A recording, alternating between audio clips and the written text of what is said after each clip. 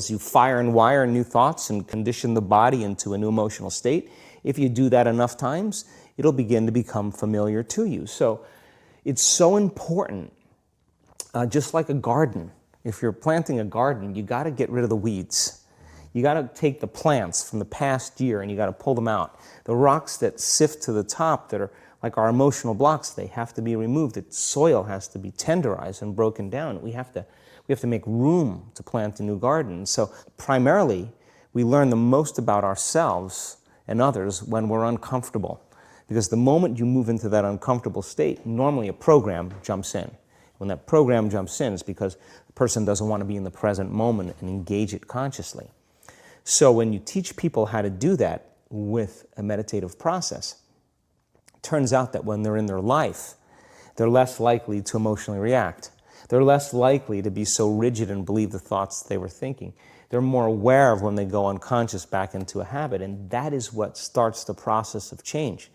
And so we have to unlearn before we relearn. We have to break the habit of the old self before we reinvent a new self. We have to prune synaptic connections and sprout new connections. We have to unfire and unwire and refire and rewire. We have to unmemorize emotions that are stored in the body, and then recondition the body to a new mind and to a new emotion, like deprogram and reprogram. That's the act, and it's a two-step process.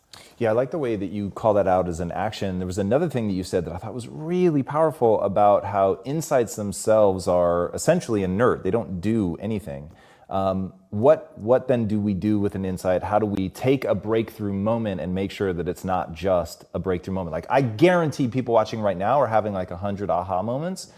For sure, that was definitely the case for me as I was researching you. And when you said that, I was like, and that's the danger, that you have the aha and then nothing. Yeah, and it is a danger, because then people will shrink back into mediocrity and they'll use the insight to excuse them from taking a leap. They'll say, yeah, I have a chemical imbalance in my brain. Yeah, my father was really overbearing. He was a perfectionist. That's why I am the way I am. People, they come up with stuff to excuse themselves. The insight is actually giving them permission to stay limited.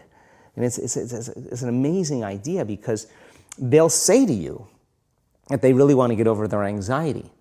But let's take your ex-husband, let's put him in a straitjacket, let's duct tape him and shoot him to the moon. Now what? I mean, what are you going to do now? You still have to make those changes. And so then when the person's enemy dies, or something shifts in their life, and that person's gone, they'll find another person to hate. This is just how we function as human beings. We just slide another reason to feel those emotions. So I think when people start to understand this, I think knowledge is power, but knowledge about yourself is self-empowerment.